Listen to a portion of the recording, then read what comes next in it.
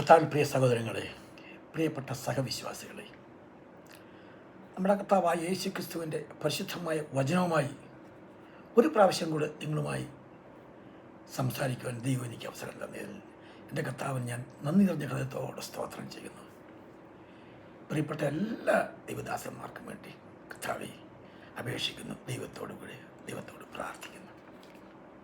യോഹന്നാൻ സുവിശേഷം 14-ാം അധ്യായം 27-ാം വാക്യത്തിൽ നാം ഇങ്ങനെ വായിക്കുന്നുണ്ട്: സമാധാനം ഞാൻ നിങ്ങൾക്ക് തന്നേച്ചു പോകുന്നു, എൻ്റെ സമാധാനം ഞാൻ നിങ്ങൾക്ക് തരുന്നു.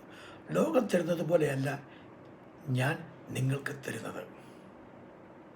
കർത്താവ് സമാധാനം പങ്കുവച്ചിട്ട് പോകുന്നു. എൻ്റെ സമാധാനം ഞാൻ നിങ്ങൾക്ക് തരുന്നു. സമാധാനം ഞാൻ നിങ്ങൾക്ക് തന്നേച്ചു പോകുന്നു. കർത്താവ് സമാധാനം കൊടുത്തിട്ട് പോവുകയാണ്. ഇതുപോലെ തന്നെ മത്തായിയുടെ സുവിശേഷം 25-ാം അധ്യായം 14-ാം വാക്യത്തിൽ ഒരു യജമാനൻ തൻ്റെ കാര്യസ്ഥന്മാർക്ക് കൊടുത്തിട്ട് പോകുന്ന ഒരു സംഭവം നമുക്ക് കാണാൻ സാധിക്കും. യജമാനൻ വെളിയിലേക്ക് പോകുമ്പോഴത്തേക്ക് തൻ്റെ കാര്യസ്ഥനെ വിളിച്ചിട്ട് തൻ്റെ താലന്ത് കൊടുക്കുകയാണ്. താലന്ത് കൊടുത്തിട്ട് ഇന്ന പോലെ ചെയ്യുമെന്നും ആ യജമാനൻ അവരോട് പറയുന്നില്ല.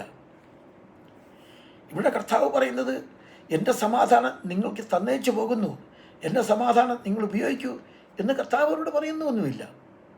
കർത്താവ് അവസാനം പറഞ്ഞത്, നിങ്ങൾ ഭൂലോകത്തിലൊക്കെയും പോയി സകല സൃഷ്ടിയോടും സുവിശേഷം പ്രസംഗിപ്പിൻ. വിശ്വസിക്കുകയും സ്നാനമേൽക്കുകയും ചെയ്യുന്നവൻ രക്ഷിക്കപ്പെടും, വിശ്വസിക്കാത്തവൻ ശിക്ഷാവിധപ്പെടും. വിശ്വസിക്കുന്നവരാൽ ഈ അടയാളങ്ങൾ നടക്കും. എൻ്റെ നാമത്തിൽ അവർ ഭൂതങ്ങളെ പുറത്താക്കും, പൊതുഭാഷകളിൽ സംസാരിക്കും, സർപ്പങ്ങളെ പിടിച്ചെടുക്കും, മരണകരമായി യാതൊന്ന് കുടിച്ചാലും അവർക്ക് ഈ ഹാനി വരികയില്ല. രോഗികളുടെ മേൽ കൈവച്ചാൽ അവർക്ക് സൗഖ്യം വരും എന്നൊരു വാഗ്ദാനം, ഒരു ഉറപ്പ് കൊടുത്തിട്ടാണ് കർത്താവ് പോകുന്നത്. സമാധാനത്തിൻ്റെ സന്ദേശമല്ലേ ഇത്? നിങ്ങൾക്ക് സമാധാനം. നിങ്ങൾ ലോകത്തിലേക്ക് പോകുമ്പോൾ നിങ്ങളെല്ലാവരും കർത്താവ് തൻ്റെ ശിഷ്യന്മാരോട് പറഞ്ഞു, നിങ്ങൾ ഏതെങ്കിലും ഒരു ഭവനത്തിൽ ചെല്ലുമ്പോൾ നിങ്ങൾ ആദ്യം എന്താണ് നിങ്ങൾ പറയേണ്ടത്? ഈ കുടുംബത്തിൽ നിങ്ങൾക്ക് സമാധാനം എന്ന് പറയും. ആ കുടുംബത്തിൽ ഏതൊരു വ്യക്തികളെങ്കിലും ഉണ്ടെങ്കിൽ, സമാധാനപ്രിയരുണ്ടെങ്കിൽ, നിങ്ങളുടെ സമാധാനം നിങ്ങൾക്ക് തിരിച്ചു വരും. സമാധാനത്തിൻ്റെ ഫലം നിങ്ങൾ കൊയ്യും എന്നാണ് കർത്താവ് ദൈവത്തിൻ്റെ പരിശുദ്ധമായ വചനം പറയുന്നതാണ്. നിങ്ങൾ കൊയ്തു. ദൈവത്തിൻ്റെ വചനം അതിനവർക്ക് ശക്തി പ്രചോദനവും കൊടുക്കുന്നുണ്ട്. എന്നാൽ ഈ ദൈവത്തിൻ്റെ വചനം കൊടുക്കുന്നവർക്ക് ഹല്ലേലൂയ, ഹല്ലേലൂയ, ഹല്ലേലൂയ, ഈ ദൈവത്തിൻ്റെ വചനം, ദൈവത്തിൻ്റെ സമാധാനം കൊടുക്കുന്നവർ എത്ര പേർ അവർ സമാധാനം, എത്ര ദാസന്മാർ ആ സമാധാനം ശരിയായിട്ട് ഉപയോഗിച്ചു? നമുക്ക് കർത്താവിൻ്റെ ശിഷ്യന്മാരെ നോക്കാം. കർത്താവിൻ്റെ 12 ശിഷ്യന്മാരിൽ ഒരു ശിഷ്യൻ യൂദാസ് ഇസ്കറിയാത്തോസ് 3.5 വർഷം കർത്താവിൻ്റെ കൂടെ ജീവിച്ചിട്ടും, കർത്താവ് എന്തെല്ലാം അത്ഭുതങ്ങളും അതിശയങ്ങളും കണ്ട് മടുത്തിട്ടും, തൻ്റെ ശിഷ്യന്മാർ ഒരുവനായ പത്രോസ് പറയുന്നുണ്ട്, കർത്താവേ, നിന്നെ വിട്ടിട്ട് ഞങ്ങൾ എവിടെയാണ് പോകേണ്ടത്? നിത്യജീവൻ്റെ വഴികൾ നിന്നിലുണ്ട്. ഇതെല്ലാം കേട്ട് മനസ്സിലാക്കിയവനാണ് യൂദാസ് ഇസ്കറിയാത്തോസ്. തൻ്റെ അന്ത്യത്താഴത്തിൻ്റെ സമയത്ത് കർത്താവ് ശിഷ്യന്മാരോട് പറഞ്ഞു, നിങ്ങൾ ഒരുവൻ എന്നെ ഒറ്റയ്ക്ക് കൊടുക്കും. One of you will betray me. ശിഷ്യന്മാർക്ക് അത് കേട്ടിട്ട് വളരെ ദുഃഖം തോന്നി. അവർ ഓരോരുത്തരും ചെന്ന് കർത്താവിനോട് ചോദിച്ചു, കർത്താവേ, is it time my lord? ഇത് ഞാനാകുമോ കർത്താവേ? എല്ലാ ശിഷ്യന്മാരും പറഞ്ഞു. പക്ഷെ യൂദാസ് ഇസ്കറിയാത്തോസ് എന്ന് പറഞ്ഞു, അവൻ ഈസ് ഇറ്റ് ഐ ലോഡ് എന്നല്ല അവൻ പറഞ്ഞു, ഈസ് ഇറ്റ് ഐ റബുനി എന്നാണ് അവൻ പറയുന്നത്. അവൻ ഒരു റബുനി മാത്രമാണ്, ഒരു യഹൂദ പ്രമാണി. അവൻ മാത്രമാണ് കർത്താവ് ഒരു കർത്താവുമല്ല. എന്നിട്ടും കർത്താവ് അവൻ്റെ പാദങ്ങൾ കഴുകി. അതാണ് നമ്മുടെ കർത്താവിൻ്റെ സ്നേഹം. അവൻ്റെ പാപങ്ങൾ കഴുകിക്കളയാൻ കർത്താവ് ശ്രമം നടത്തി. എന്നിട്ടും കർത്താവ് അവനെക്കുറിച്ച് വിരോധമില്ല. അവനെക്കുറിച്ച് പറയുമ്പോൾ കർത്താവ് പറയുന്നത്, തിരുവചനം നിവൃത്തിയാകണ്ടേ? ആരെങ്കിലും ഒരാൾ ഈ തിരുവചനം നിവൃത്തിയാകാൻ വേണ്ടി മുന്നോട്ട് വരണ്ടേ? കർത്താവ് അവനോട് ഒരു ശകലം പോലും ദേഷ്യം അവന് തോന്നിയില്ല. പത്രോസ് ആ കാര്യത്തെക്കുറിച്ച് കർത്താവിനോട് ചോദിക്കുന്നുണ്ട്, കർത്താവ്, നിന്നെ ഒറ്റയ്ക്ക് കൊടുത്തവന് എന്താണ് സംഭവിക്കാൻ പോകുന്നത്? കർത്താവ് എന്താണ് പറഞ്ഞത്? എൻ്റെ രണ്ടാമത്തെ വരവ് വരെ അവൻ ജീവിച്ചിരിക്കും എന്നാൽ നിനക്കെന്താണ് അതിനകത്ത് കാര്യം? നോക്ക് കർത്താവിനോടുള്ള സ്നേഹം. എന്നിട്ട് കർത്താവിനെക്കുറിച്ച് പറഞ്ഞു, ആ വ്യക്തി അവനായിരുന്നില്ലെങ്കിൽ എത്ര നല്ലതാണ്. ആ വ്യക്തി അവനായിരുന്നില്ലെങ്കിൽ പിന്നെ കർത്താവിനോടുള്ള സ്നേഹം കൊണ്ടല്ലേ കർത്താവ് അങ്ങനെ പറഞ്ഞ് ആ വ്യക്തി അവനല്ലായിരുന്നെങ്കിൽ അവനെ അത്രമായിട്ട് ആത്മാർത്ഥമായി കർത്താവ് സ്നേഹിച്ചു എന്നാണ് അതിൻ്റെ കാര്യം. ഇവിടെ താലന്ത് കൊടുത്ത വ്യക്തി ഒരു താലന്ത് കൊടുത്ത വ്യക്തി എന്താണ് യജമാനോട് പറഞ്ഞത്? കർത്താവേ, നീ വിതയ്ക്കാത്തതെന്ന് ചേർക്കുകയും വിതറാത്തതെന്ന് എടുക്കുകയും ചെയ്യുന്ന കഠിന മനുഷ്യൻ എന്ന് കരുതി ഭയപ്പെട്ടു എന്നാണ് പറയുന്നത്. ഞാൻ ഭയപ്പെട്ടു കർത്താവേ. ഭയപ്പെടുന്ന വ്യക്തിക്ക് എങ്ങനെയാണ് സമാധാനം അവന് ഉൾക്കൊള്ളാൻ സാധിക്കുന്നത്? എങ്ങനെയാണ് അവൻ സമാധാനം ഉൾക്കൊള്ളാൻ ഭയപ്പെടുന്ന വ്യക്തിക്ക്? കർത്താവ് തൻ്റെ ശിഷ്യന്മാരോടെല്ലാം പരിശുദ്ധ പുസ്തകത്തിൽ നിങ്ങൾ നോക്കി പരിശോധിക്കുന്നുണ്ട്. പരിശുദ്ധ പുസ്തകത്തിലെ ഗവേഷണം ചെയ്ത ദൈവത്തിൻ്റെ ദാസന്മാർ പറയുന്നത് എന്നിട്ട് 365 പ്രാവശ്യം കർത്താവ് തൻ്റെ ശിഷ്യന്മാരോട് പറഞ്ഞ് ഭയപ്പെടേണ്ട. അത് ഭയപ്പെടേണ്ടല്ല, അതേ ആശയത്തിലും അതേ ഉദ്ദേശത്തിലും അതേ മീനിങ്ങിലുമാണ് കർത്താവ് ഭയപ്പെടേണ്ട എന്ന് കർത്താവ് പറഞ്ഞത്. കാര്യം നിങ്ങൾ ഭയപ്പെടാൻ ഒരാളുണ്ട്. നിങ്ങൾ ഭയപ്പെടേണ്ട ആവശ്യമില്ല, ഭയപ്പെടേണ്ടതായി ആവശ്യമില്ല. ഭയത്തെ പുറത്താക്കാനാണ് കർത്താവ് തൻ്റെ മക്കളെ സ്നേഹിച്ചത്. എന്തുകൊണ്ടാണ് നമുക്ക് ഭയമുണ്ടാകുന്നത്? കർത്താവിൽ വസിക്കാത്തത് കൊണ്ടാണ് നമുക്ക് ഭയം ഉണ്ടാകുന്നത്. എൻ്റെ വചനത്തിൽ ദൈവത്തിൻ്റെ വചനം പറഞ്ഞത് എൻ്റെ വചനത്തിൽ നിങ്ങൾ നിലനിന്നാൽ നിലനിന്നാൽ യഥാർത്ഥത്തിൽ നിങ്ങൾ എൻ്റെ ശിഷ്യന്മാരാകും. നിങ്ങൾ സത്യം അറിയും, സത്യം നിങ്ങളെ സ്വതന്ത്രരാക്കും. അതെന്താണ് വേണ്ടത്? എൻ്റെ വചനത്തിൽ നിങ്ങൾ നിലനിൽക്കണം. Hallelujah, hallelujah, hallelujah, hallelujah. എൻ്റെ വചനത്തിൽ നിലനിൽക്കണം. നിങ്ങൾ സ്വതന്ത്രരാകുകയുള്ളൂ. നിങ്ങൾക്ക് സമാധാനം നിങ്ങൾക്ക് അനുഭവിക്കാൻ. യോഹന്നാൻ എഴുതിയ ലേഖനത്തിൻ്റെ 4-ാം അധ്യായം 18-ാം അധ്യായത്തിൽ നമ്മളിങ്ങനെ വായിക്കുന്നുണ്ട്: സ്നേഹത്തിന് ഭയമില്ല, ഭയത്തിന് ദണ്ഡനമുള്ളതിനാൽ സ്നേഹം ഭയത്തെ പുറത്താക്കി കളയുന്നു. ഭയപ്പെടുന്നവൻ സ്നേഹത്തിൽ തികഞ്ഞവനല്ല. കർത്താവിൻ്റെ സ്നേഹത്തിൽ നമ്മൾ വളരണം. കർത്താവിൻ്റെ വചനത്തിൽ വസിക്കണം. കർത്താവിൻ്റെ സ്നേഹത്തിൽ വന്നെങ്കിൽ മാത്രമേ നമുക്കിതൊക്കെ സാധ്യമാകുകയുള്ളൂ. കർത്താവിൻ്റെ വചനത്തിൽ വസിക്കും. അപ്പോൾ നമ്മൾ കർത്താവിൻ്റെ വചനങ്ങൾ പഠിക്കുക. 1 ദിവസം കൊണ്ടോ 2 ദിവസം കൊണ്ടോ 3 ദിവസം കൊണ്ട് നമുക്കിതെല്ലാം സാധിക്കും എന്നല്ല ഞാൻ പറയുന്നത്. അതൊരു നിരന്തരമായ പ്രക്രിയയാണ്. അത് കർത്താവിൻ്റെ വചനത്തിൽ വസിക്കുക, കർത്താവിൻ്റെ വചനം പഠിക്കുക, കർത്താവിൻ്റെ വചനത്തിൽ കർത്താവിനെ സ്നേഹിക്കുക, കർത്താവിനോട് പ്രാർത്ഥിക്കുക. ഇതൊക്കെ നമ്മുടെ ജീവിതത്തിൽ നമുക്ക് ചെയ്യാവുന്ന കാര്യം മാത്രമേ ഉള്ളൂ. കർത്താവിൽ വസിക്കുകയും കർത്താവിൻ്റെ വചനത്തിൽ വസിക്കുകയും എന്ന് അത് വലിയ പ്രിവിലേജാണ്. അതൊരു വലിയൊരു ഭാഗ്യമാണ്. ആ ഭാഗ്യം നമുക്കെല്ലാവർക്കും കിട്ടുന്നതാണ്. പക്ഷേ നമുക്കതിന് സമയമില്ല. നമുക്ക് കുറച്ച് നാൾ ചെയ്ത് കഴിഞ്ഞാൽ പിന്നെ നമുക്കതിനെക്കുറിച്ചൊരു ഉദാഹരണങ്ങളൊക്കെ കർത്താവ് പറയുന്നുണ്ട്. ഒരു വിധവയായ സ്ത്രീ ഒരു രാജാവിൻ്റെ അടുത്ത് പോയി തൻ്റെ കാര്യങ്ങൾ പരിഗണിക്കാതിരിക്കുന്നതുകൊണ്ട് എന്നിട്ട് അവർ ലക്ഷ്യത്തിൽ നിന്ന് അവർ പിന്മാറിയോ? അത് തന്നെ തുടർന്നു. നമ്മൾ ദൈവത്തിൻ്റെ വചനം, ദൈവത്തിൻ്റെ ദാസന്മാർ പറയുന്നു, ഒരു കർഷകൻ എങ്ങനെയാണ് വിത്ത് വിതച്ചിട്ട് അതിൻ്റെ ഫലപ്രദമായ ഫലത്തിന് വേണ്ടി അവൻ മുൻമഴയും പിന്മഴയ്ക്ക് വേണ്ടി അവൻ കാത്തിരിക്കുന്ന ദൈവത്തിൻ്റെ വചനവും അതുപോലെ തന്നെയാണ്. ഹല്ലേലൂയ, ഹല്ലേലൂയ, ദൈവത്തിൻ്റെ ദാസന്മാർക്ക് ഭയമുണ്ടായിട്ടില്ലേ? ദൈവദാസന്മാർക്ക് ഭയമുണ്ടായിട്ടുണ്ട്. ദൈവത്തിൻ്റെ ദാസന്മാർക്ക് ധാരാളം ഭയമുണ്ടായിട്ടുണ്ട്. നമുക്ക് പഴയ നിയമത്തിൽ പോയി കഴിഞ്ഞാൽ ദൈവത്തിൻ്റെ ദാസനായ ഏലിയാവ് കർത്താവിൻ്റെ ഏറ്റവും പ്രഗത്ഭനായ ശക്തനായ ഒരു പ്രവാചകനായിരുന്നു ഏലിയാവ്. ഭയപ്പെട്ടില്ലേ? ഭയപ്പെട്ടു. നമുക്കറിയാമല്ലോ ഏലിയാവ് ഭയപ്പെട്ട സാഹചര്യം എന്താണെന്ന് നമുക്കറിയാം. ഏലിയാവ് അന്നത്തെ രാത്രി യഹൂദയിലും ഭരിച്ചിട്ടുള്ള ഏറ്റവും ക്രൂരനായ ഒരു രാജാവായിരുന്നു ആഹാബ്. ആഹാബിൻ്റെ ഭാര്യ യെസബെല് ഇത്ര ക്രൂരയും ദുഷ്ടയുമായ ഒരു സ്ത്രീയില്ലായിരുന്നു. ഇവർ ചെയ്യുന്നുണ്ട്. ദൈവത്തിൻ്റെ രാജ്യത്തിൽ അവർ ഭരിക്കുമ്പോൾ അക്ഷര പ്രതീക്ഷകളെയും ബാൽ വിഗ്രഹങ്ങളെയും സേവിക്കുന്ന അവരുടെ പ്രവാചകന്മാരെയും അവരുടെ ശുശ്രൂഷകന്മാരെ അവരുടെ പുരോഹിതന്മാരെയും അവരുടെ കൊട്ടാരത്തിൽ അവർക്കാണ് ഭക്ഷണം കൊടുക്കുകയും പാലം ചെയ്യുകയും ചെയ്യുന്നത്. ഇത് എത്ര നാൾ ദൈവം ഇത് നോക്കിക്കൊണ്ടിരിക്കും? ദൈവം തൻ്റെ പ്രവാചകനായ ഏലിയാവിനെ ഉപയോഗിച്ചവിടെ. ഞാൻ പറയാതെ രാജ്യത്ത് മഴ പെയ്യുകയില്ല എന്ന് ദൈവം പറഞ്ഞു. ഞാൻ പറയാതെ നീ മഴ നിങ്ങൾക്കുണ്ടാകത്തില്ല. നിൻ്റെ പൂജാരികളെ കൊണ്ടും നിൻ്റെ ബാലവിഗ്രഹക്കാരെ കൊണ്ടും നീ മഴ പെയ്യിക്കുക, പെയ്യ്ക്ക്. 3 വർഷവും 6 മാസവും ദേശത്ത് മഴ പെയ്തില്ല. അതാണ് സംഭവിച്ചത്.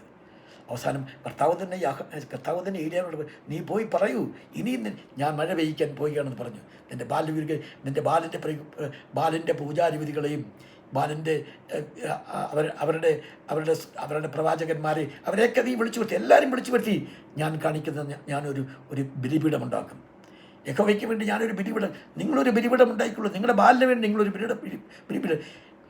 രാജാക്കന്മാരുടെ പുസ്തകം 17-ാം അധ്യായത്തിൽ നിങ്ങൾ വായിക്കുമ്പോൾ നിങ്ങൾക്കെല്ലാം ഞാൻ പറയുന്നതിനേക്കാൾ ഭംഗിയായിട്ട് അവിടെ എല്ലാം വിവരിച്ചിട്ടുണ്ട്, നിങ്ങൾക്ക് വായിക്കാൻ സാധിക്കും. ബലിപീഠമുണ്ടാക്കി. എന്നിട്ട് ബാലിൻ്റെ പ്രവാചകന്മാരോട് പറഞ്ഞു, നിങ്ങളുടെ ബാലിനെ പ്രാർത്ഥിക്കുക, ബലിപീഠം കത്തട്ടെ. അവർ നേരം വെളുത്തുറ മുതൽ വൈകുന്നേരം വരെ അവർ പ്രാർത്ഥിച്ചിട്ടും ബലിപീഠം കത്തിയില്ല. ഇനി ഞാൻ പ്രാർത്ഥിക്കും, ഇസ്രായേൽ ഒരു ദൈവമുണ്ട്, ജീവനുള്ള ഒരു ദൈവം ഇസ്രായേൽ ഉണ്ട് എന്ന് നിങ്ങളറിയാണ്ട് തന്നെ ഞാനിപ്പോൾ പ്രാർത്ഥിച്ചു. യഹോവയായ ദൈവത്തോട് ഏലിയാവ് പ്രാർത്ഥിച്ചു. ഈ നിൽക്കുന്ന ജനം യഹോവ ദൈവമാണെന്നറിയണമെന്ന്, ഞാൻ ആ ദൈവത്തിൻ്റെ ഒരു പ്രവാചകനാണെന്നും ഈ നിൽക്കുന്ന ജനം, ഈ പൂജാരികളും ഈ ബാലിൻ്റെ വിഗ്രഹക്കാരും അവനെ ആരാധിക്കുന്നവരും എല്ലാവരും അറിയാൻ ആകാശത്ത് തീയിറങ്ങി ബലിപീഠം കത്തട്ടെ എന്ന് പറഞ്ഞപ്പോൾ ആ നിമിഷത്തിൽ ബലിപീഠം കത്തി. നമ്മൾ വായിക്കുന്നുണ്ട്. എന്നിട്ട് എന്താണ് ചെയ്തത്? ഏലിയാവ് ആ പ്രവാചകന്മാരെ എല്ലാം അടിച്ചു കൊന്ന് നശിപ്പിച്ച് എല്ലാത്തിനെയും വെട്ടിക്കൊന്ന് ഈ സംഭവം ഇസബെല്ലെ അറിഞ്ഞിട്ട് ഇസബെല്ലെ എന്താണ് പറഞ്ഞത്? നാളെ ഈ സമയത്ത് ഞാൻ ആ ഏലിയാവിനെ ആകാശത്തിലെ പക്ഷികൾക്ക് ആകാശത്തെ പക്ഷികൾക്ക് അവൻ്റെ ശരീരം ആഹാരമാക്കും, കുറുനരികൾക്ക് അവൻ്റെ ശരീരം അവൻ്റെ ഭക്ഷണമാക്കുമെന്ന് ഒരു വിളംബരവും ചെയ്തു കഴിഞ്ഞു. ഇത് കേട്ട് ദൈവത്തിൻ്റെ ദാസനായ ഏലിയാവ് പേടിച്ചു ഭയപ്പെട്ടു. എന്ത് ചെയ്യാനാ? ഇത്രയും ദൈവം ഇത്ര ഭദ്രമായി സൂക്ഷിച്ച ദൈവം തന്നെ സൂക്ഷിക്കയില്ലേ? ഈ ദുഷ്ടയായ സ്ത്രീയുടെ വാക്ക് കേട്ടിട്ട് ഞാനെന്തിനാണ് ഭയപ്പെടുന്നത് എന്നുള്ള ചിന്ത ഏലിയാവിന് വന്നില്ല. ഓടിപ്പോയി ഒരു മരച്ചുവട്ടിൽ കിടന്നു ഉറങ്ങിയിട്ട്, കർത്താവേ, ഞാൻ എൻ്റെ പിതാക്കന്മാരിൽക്കാർ ഞാൻ ശ്രേഷ്ഠനല്ല, എനിക്ക് മരണത്തെ ആഗ്രഹിച്ച് കിടന്നു. ആ ചൂരത്തിൽ കിടന്നു ഉറങ്ങി. ദൈവത്തിൻ്റെ ദൂതം അവനെ തെറ്റി ഉണർത്തി. ഏലിയാവേ, ഭക്ഷിച്ചിട്ട് നീ നിനക്ക് യാത്ര ചെയ്യാനുണ്ട്. ആ ഭക്ഷണം കഴിച്ച് 40 രാവും 40 പകലും സഞ്ചരിച്ചതായിട്ട് നമുക്ക് രാജാവിൻ്റെ പുസ്തകത്തിൽ നമുക്ക് വായിക്കാൻ സാധിക്കും. ദൈവത്തിൻ്റെ മക്കൾക്ക് ഭയമുണ്ടാകും. അത് സാധാരണമാണ്. അപ്പം ആ ഭയത്തിനെ കർത്താവ് അവനെ സൂക്ഷിച്ചുകൊള്ളും. അതാണ് അതിൻ്റെ രസം.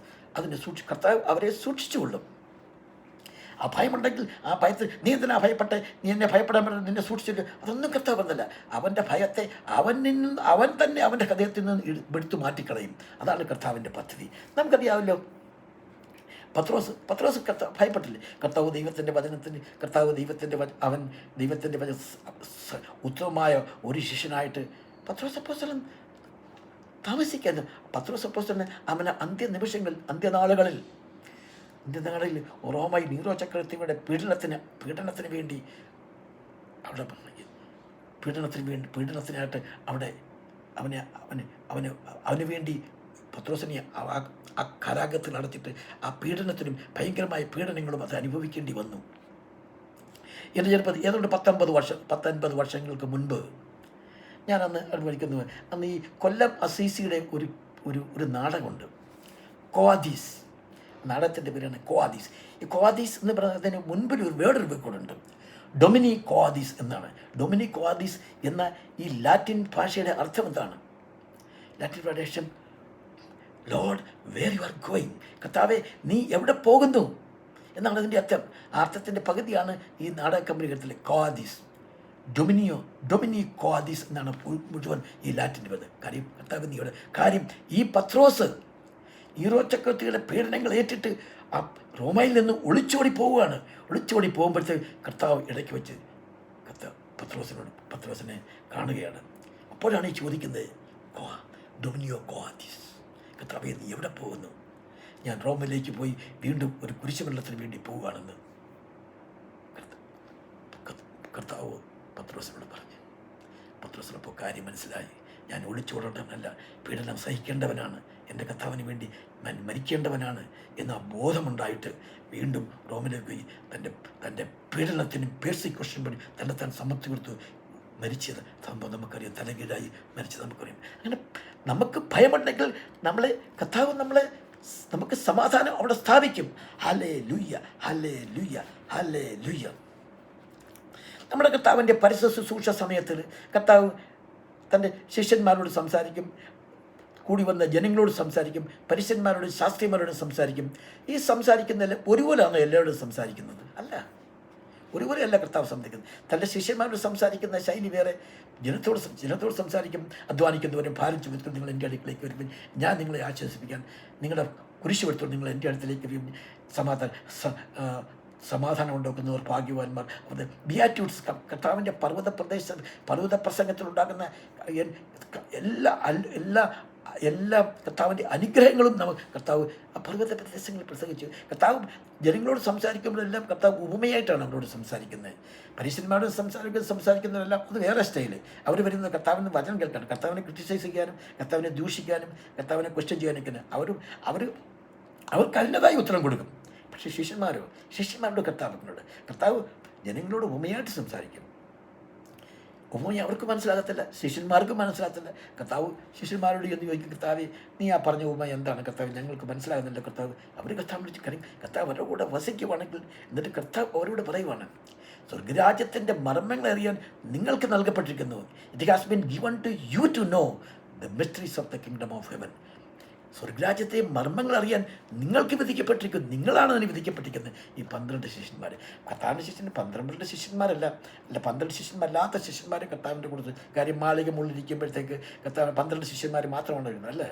കർത്താവിൻ്റെ വേറെ ശിഷ്യന്മാർ പെന്തക്കോസ്ത് നാളിൽ കർത്താവിൻ്റെ അടുത്ത് അവിടെ കൂടിയിരുന്നതിനെ 12 പേരോ അല്ല, അല്ലാതെയും അല്ലാതെ ശിഷ്യന്മാരൊക്കെ കർത്താവിനുണ്ട്.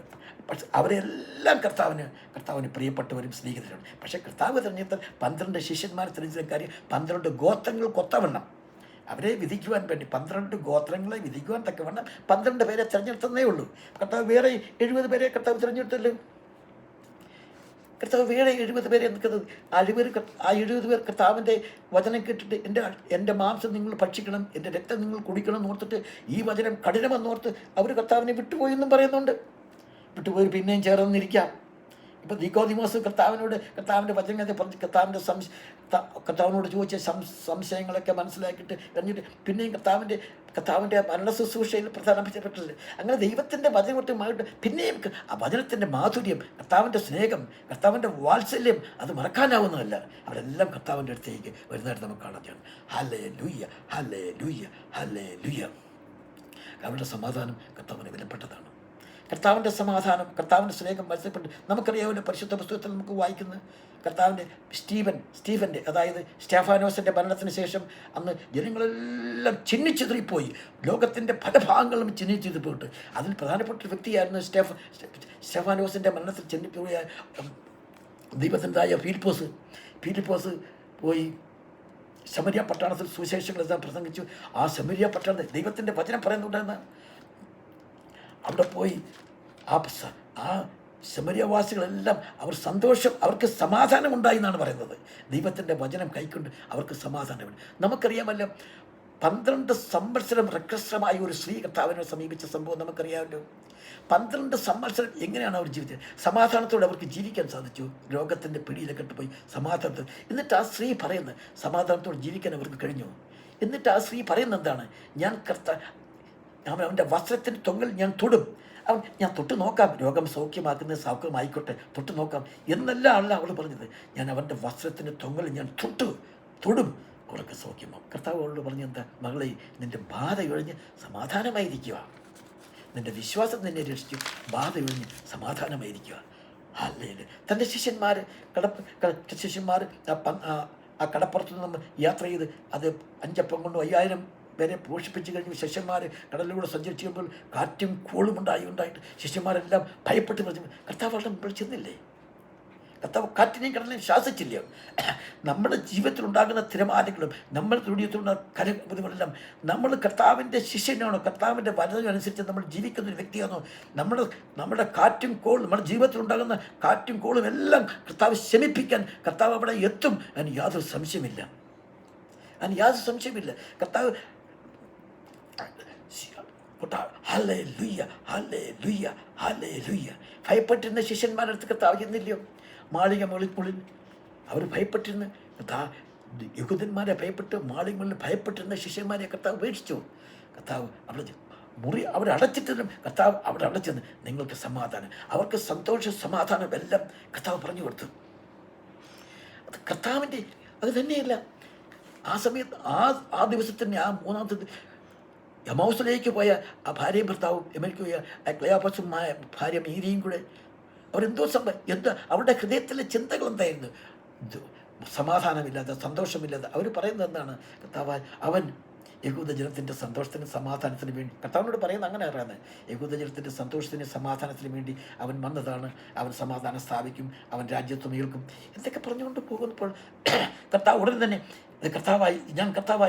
കർത്താവ് സ്വയം വെളിപ്പെടുത്തി കൊടുക്കുകയാണ് ചെയ്തത്. കർത്താവ് സ്വയം വെളിപ്പെടുത്തി കൊടുക്കുകയല്ല ചെയ്തത്. അവരുടെ മനസ്സിലുണ്ടായിരിക്കുന്ന സംശയങ്ങളെയും അവരുടെ ആശയക്കുഴപ്പങ്ങളെയും എല്ലാം കർത്താവ് അത് ക്ലിയർ ചെയ്യുകയായിരുന്നു. ദൈവത്തിൻ്റെ വചനം അവൻ വഴിയിൽ നമ്മളോട് സംസാരിച്ച് തിരുവഴുത്തുകളെ തെളിയിക്കുമ്പോൾ നമ്മുടെ ഹൃദയം നമ്മുടെ ഉള്ളിൽ കത്തിക്കൊണ്ടിരുന്ന് നമ്മൾ അറിഞ്ഞില്ലേ? കർത്താവ് അവരോട് സംസാരിക്കുമ്പോൾ തൻ്റെ ഹൃദയത്തിലുണ്ടാകുന്ന ആ മാറ്റങ്ങളെ അവർ മനസ്സിലാക്കുകയാണ്. നമ്മുടെ ഹൃദയത്തിൽ ഉണ്ടാകുന്ന സംശയങ്ങളെയും ഭയത്തെയും എല്ലാം മാറ്റുക എന്നാണ് കർത്താവിൻ്റെ ചുമതല. അതാണ് കർത്താവ് ചെയ്യുന്നത്.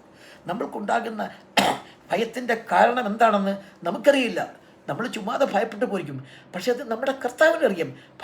ഇവൻ്റെ ഉള്ളിലെ ഭയത്തിൻ്റെ കാരണം എന്താണെന്ന് കർത്താവിനറിയാം. കാര്യം കർത്താവിൻ്റെ മുൻപിലെല്ലാം തുറന്നതും നഗ്നമായി കിടക്കുന്നത്, അവന് മറഞ്ഞിരിക്കുന്നത് ഒന്നുമില്ല. വചനത്തിൻ്റെ പ്രത്യേകതയാണത്. വചനത്തിൻ്റെ പ്രത്യേകതയാണ്. അതാണ് അവിടെ പറയുന്നത്. വചനത്തിൻ്റെ പ്രത്യേകത നമ്മുടെ ഉള്ളിൽ മറഞ്ഞെടുക്കുന്ന ഭയത്തിൻ്റെ സകല തുമ്പുകളെ അവൻ പിടിച്ചെടുത്ത് അത് പുറത്തു കളഞ്ഞിട്ട് അവൻ നമ്മുടെ ഹൃദയത്തിൽ സമാധാനം സ്ഥാപിക്കും. കാര്യമുണ്ട്, അവൻ സമാധാനത്തിൻ്റെ പ്രഭുവാണ്. കാര്യം യശയ്യാപ്രവാചകൻ 9 6 പറഞ്ഞ് അത്ഭുത മന്ത്രി, വീരരാം ദൈവം, നിത്യപിതാവ്, സമാധാനത്തിൻ്റെ പ്രഭുവാണവൻ. അവൻ നമ്മുടെ ജീവിതത്തിൽ നമുക്ക് എന്തെല്ലാം പ്രശ്നങ്ങളും പ്രോബ്ലം ഉണ്ടാകുന്നത്. എന്തുകൊണ്ട് നമുക്ക് കർത്താവിൻ്റെ അടുത്തേക്ക് പോകാൻ സാധിക്കുന്നില്ല? എന്തുകൊണ്ട് കുറേ നിമിഷം കർത്താവിൻ്റെ അടുത്ത് മുട്ടുകുത്തി പ്രാർത്ഥിക്കാൻ നമുക്ക് സാധിക്കുന്നില്ല? എന്തുകൊണ്ട് നിൻ്റെ ഹൃദയം കർത്താവിൻ്റെ മുമ്പിൽ തുറക്കുന്നില്ല? നീ എന്താ നിന്റെ പാപഭാരമാണോ നിന്റെ കർത്താവിൻ്റെ അടുത്തേക്ക് നിന്നെ അടുപ്പിക്കും? പാപം നിന്റെ ക്രെഡിറ്റാണെന്ന് നീ മനസ്സിലാക്കിയോ? ധൂർത്തുപുത്രൻ തൻ്റെ പിതാവിൻ്റെ അടുത്ത് അവൻ്റെ പിതാവിൻ്റെ അടുത്തേക്ക് പോകാൻ എന്തെങ്കിലും അർഹത യോഗ്യത അവനുണ്ടോ? ഇദ്ദേഹം പോയി അവൻ ധൈര്യത്തോടെ വരാനല്ലേ ദൈവത്തിൻ്റെ വചനം പറഞ്ഞത്. ഒന്നാമത്തെ കാര്യം, നിങ്ങൾ വചനം പഠിക്കുക. വചനം പഠിക്കാൻ ഒരു അല്പസമയം നിങ്ങൾ എടുക്കുക. വചനം പഠിക്കുക എന്ന് പറയുമ്പോൾ കർത്താവിൽ വസിക്കുക എന്നാണ് ആദ്യം മനസ്സിലാക്കുക. കർത്താവിൻ്റെ വചനം പഠിക്കുമ്പോൾ നിങ്ങൾക്കൊരു ധൈര്യവും നിങ്ങൾക്കറിയാവുന്ന ഭാഷയിൽ നിങ്ങൾ പ്രാർത്ഥിക്കുമ്പോൾ നിങ്ങൾക്കൊരു ധൈര്യവും സമാധാനവും നിങ്ങൾ ഉണ്ടാകുന്നത് നിങ്ങൾ മനസ്സിലാക്കും. സമാധാനത്തിൻ്റെ പ്രഭു അതാണ്. കുറേ വർഷങ്ങൾക്ക് മുൻപ് പീസ് ആർട്ട് എക്സിബിഷൻ ഇൻ ജനീവയിൽ ഒരു പീസിൻ്റെ എക്സിബിഷൻ നടന്നു. ലോകത്തിലുള്ള സകല ചിത്രകാരന്മാരെയും അവർ വിളിച്ചു. ജനീവയിൽ നടക്കുന്ന പീസ് എക്സിബിഷന് വേണ്ടിയുള്ളതായി peace art exhibition in Geneva എന്നാണ് പറഞ്ഞത്. കുറേ പക്ഷേ ലോകത്തിലുള്ള സകല ചിത്രകാരന്മാരെ വിളിച്ചിട്ട് അവരോട് പറഞ്ഞു, നിങ്ങൾ ചിത്രം വരയ്ക്കൂ. അവർക്കൊരു സബ്ജക്റ്റ് കൊടുത്തു. ആ സബ്ജക്റ്റ് എന്താണ്? സമാധാനം എന്നൊരു സബ്ജക്റ്റ് അവർക്ക് കൊടുത്തിട്ട് സമാധാനം ചിത്രകാരൻ കണ്ടു. കുറേ ആൾക്കാരെല്ലാം ഓരോ ചിത്രങ്ങളൊക്കെ ഓരോരുത്തരും വരച്ചു. ചില ആൾക്കാർ നിഷ്കളങ്കരായ കൊച്ചു കുഞ്ഞിൻ്റെ പുഞ്ചിരി, ഒരു നിഷ്കളങ്കരായ ഒരു കൊച്ചു കുഞ്ഞിൻ്റെ പുഞ്ചിരി നമ്മുടെ ഹൃദയത്തിൽ സമാധാനം ഉണ്ടാക്കും. അതിന് യാതൊരു സംശയമില്ല. ആ കുട്ടിയെ എങ്ങനെയാണ് ചിത്രീകരിക്കുന്ന രീതിയിലാണ് ആ നിഷ്കളങ്കത, എങ്ങനെയാണ് ക്ലിയോപാട്രയെ ഇത്രമാത്രം ആകർഷിക്കാൻ കാരണം? ഒരു സ്ത്രീയുടെ ചിത്രമാണ്, അതിലുള്ള മാസ്മരിക ശക്തിയാണത്. അതുപോലെ മാസ്മരിക ശക്തിയുള്ള ഒരു കുഞ്ഞിൻ്റെ ഒരു ചിരി കാണുമ്പോൾ നമുക്ക് ഹൃദയത്തിൽ സമാധാനം തീർച്ചയായിട്ടും ഉണ്ടാകും. അതുപോലെ തന്നെ ചില ചിത്രകാരന്മാർ പ്രഭാതത്തെ ചിത്രീകരിച്ചു. പൊട്ടി വളരുന്ന പ്രഭാതം, സൂര്യൻ്റെ അരുണകിരണങ്ങൾ വരുന്നതും ആ മന്ദമാരുതനടിക്കുന്നതും പക്ഷികൾ ചലിച്ചുകൊണ്ട് പോകുന്നതും, അങ്ങനെ പ്രഭാതം നമുക്കൊരു സന്തോഷം, നല്ലൊരു സുപ്രഭാതം എന്നാണല്ലോ പറയുന്നത്. ആ പ്രഭാതം നമുക്കൊരു പ്രചോദനം തരും, യാതൊരു സംശയമില്ല. ചില കലാകാരന്മാർ സായം സന്ധ്യയെ ചിത്രീകരിച്ചു. സായം സന്ധ്യയുടെ വർണ്ണശബളമായ മേഘങ്ങളുടെ വിവിധമായ ഒരു ചിത്രകാരനും ഒരിക്കലും വരയ്ക്കാൻ സാധിക്കാത്ത ചിത്ര സംയോജനങ്ങൾ ആ മേഘങ്ങളിൽ നമുക്ക് കാണാൻ സാധിക്കും. അത്രമാത്രം വലിയൊരു ചിത്രകാരൻ അതെല്ലാം വരച്ച് അതിൽ നമുക്ക് സന്തോഷവും സമാധാനവും ഉണ്ടാകും. ഇതെല്ലാം ഉണ്ടാകും. ആ സമാധാനത്തിൻ്റെ വഴികളെ കുറിക്കുന്ന ഓരോ ചിത്രകാരന്മാരും ഓരോന്ന് വരച്ച് എല്ലാം വളരെ ശ്രദ്ധയാണ്. പക്ഷേ ഒരു ചിത്രത്തിൽ അവരുടെ എല്ലാം ചിന്തകൾ വന്നു. ഒരു ചിത്രത്തിൽ ആ ചിത്രത്തിൻ്റെ പ്രത്യേകത കാണണം. ആ ചിത്രത്തിൻ്റെ പ്രകൃതിയുടെ താണ്ഡവമാടുന്ന ഒരു ദിവസം പ്രകൃതി തൻ്റെ താണ്ഡവമാടുകയാണ്. ഘോരമായ വൻതോതിലുള്ള മഴ കോരിച്ചൊരിയുന്നു. ഇടിവിട്ടലും മിന്നൽ പിളറുക തൻ്റെ ചിത്രത്തിൽ അങ്ങനെയൊക്കെ കാണിച്ചിരിക്കുന്നു. ആ ചിത്രത്തിൻ്റെ ആ സൗന്ദര്യം, ആ ചിത്രം മിന്നൽ പിളറുകൾ പൊഴിയുന്നു. ഘോരമായ ഇടിവെട്ടലിൻ്റെ ശബ്ദം കേട്ട് ശബ്ദമെല്ലാം പ്രകമ്പനമാകുന്നു. അടുത്തുള്ള ആഴിയുടെ നിന്ന് ശക്തമായി തിരമാലകൾ ഉയർത്തുന്നു.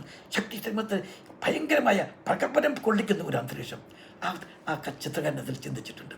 അതിൽ ആദ്യം ചെയ്യുകയാണ് ആ ചിത്രകാരൻ. അതിലെല്ലാം കളിക്കുന്നു. ഇവിടെ വൻ കൊടുങ്കാറ്റടിച്ചിട്ട് വൃക്ഷങ്ങളെല്ലാം ചുരുണ്ടു മടങ്ങി താഴേട്ട് വീഴുന്നു. അങ്ങനെ ആ ചിത്രത്തിലെല്ലാം വളരെ വ്യക്തമായി എല്ലാം ചിത്രീകരിച്ചിരിക്കുന്നു. അതിൻ്റെ ആ സമുദ്രം അതിൻ്റെ ഒരു സൈഡിലായിട്ട് ഒരു പാറക്കെട്ട് കാണാൻ സാധിക്കും. ഒരു പാറക്കെട്ട് വനത്തിൽ വെച്ച് ആ പാറക്കെട്ടിൻ്റെ വിടവിന്, ആ പാറപ്പെട്ട വിടവിൽ ഒരു കഴുകനിതായിരിക്കുന്നു. ആ കഴുകൻ്റെ ചിറകിനടിയിൽ കുഞ്ഞുങ്ങൾ ഇരിക്കുന്നു. കുഞ്ഞുങ്ങൾ കിടന്നിട്ട് ആ കഴുകൻ്റെ ചിറകിൽ അങ്ങനെ ഒഴിച്ചു വെച്ചിട്ട് അത് സുഖമായിട്ട് കിടന്നുറങ്ങുകയാണ്. ആ കഴുകൻ ഇതെല്ലാം ശ്രദ്ധിച്ചുകൊണ്ടിരിക്കുകയാണ്. എന്തൊരു അത്ഭുതകരമായ ആ കഴുകൻ്റെ കുഞ്ഞുങ്ങൾ ഇതൊന്നും അറിയുന്നില്ല. ലോകത്തിൽ നടക്കുന്നതും പ്രപഞ്ചത്തിൽ നടക്കുന്നതും ഇത്ര ഹുങ്കാരമായി, ഇത്ര ഭീവത്സമായ ഒരു സാഹചര്യം അവരൊന്നും അറിയാതെ കിടന്ന് സ്വസ്ഥമായി കിടന്നുറങ്ങുകയാണ് ആ കഴുകൻ്റെ കുഞ്ഞുങ്ങൾ.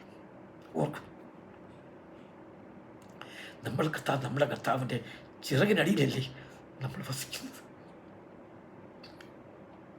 ആ കർത്താവിൻ്റെ ചിറകിൽ അടിയിൽ വസിക്കുവാൻ നിങ്ങൾക്ക് ആഗ്രഹമുണ്ടോ? ആ കർത്താവിൻ്റെ ചിറകിൽ ഈ ലോകത്തിൻ്റെ ഈ സംഭവങ്ങളൊന്നും അറിയാതെ ആ കർത്താവിൻ്റെ ചിറകിനടിയിൽ വസിക്കുവാൻ, സ്വസ്ഥത വഹിക്കുവാൻ, സമാധാനം തുടങ്ങുവാൻ നിങ്ങൾ ആഗ്രഹിക്കുന്നുണ്ടോ? കർത്താവിനോട് പ്രാർത്ഥിക്കാം. കർത്താവേ, നിൻ്റെ വചനത്തിൽ വസിക്കുവാൻ എന്നെ സഹായിക്കുക. നമുക്ക് പ്രാർത്ഥിക്കാം.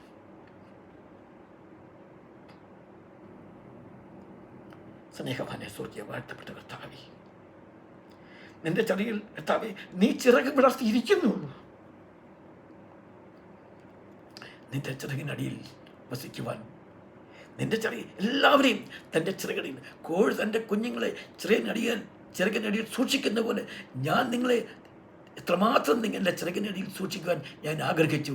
നിങ്ങളതോ ഇച്ഛിച്ചില്ല. ഇന്ന് ദൈവം ഇസ്രായേൽ ജനതയ്ക്ക് വേണ്ടി പ്രാർത്ഥിക്കുന്നുണ്ട്. ഇസ്രായേൽ ജനതയ്ക്ക് വേണ്ടി മാത്രമല്ല, നമ്മൾ ഓരോരുത്തർക്കും വേണ്ടിയാണ് പ്രാർത്ഥിക്കുന്നത്. കോഴി തൻ്റെ കുഞ്ഞുങ്ങളെ ചിറകിനടിയിൽ സൂക്ഷിക്കുന്ന പോലെ ഞാൻ ചിറകിനടിയിൽ സൂക്ഷിക്കാൻ എത്രമാത്രം ആഗ്രഹിച്ചു. നമുക്ക് കർത്താവിൻ്റെ ചിറകിനടിയിൽ വസിക്കാം. അതിനുവേണ്ടി നമുക്ക് ഒരുങ്ങാം. നീ ഒരുങ്ങേണ്ട ആവശ്യമൊന്നുമില്ല. നിനക്ക് ആ തീരുമാനം നീ എടുത്താൽ മതി. തീരുമാനം നിൻ്റെതാണ്. ഞാൻ കർത്താവിൻ്റെ ചിറകിനടിയിൽ വസിക്കും. ഞാൻ കർത്താവിൻ്റെ വചനത്തിൽ വസിക്കും.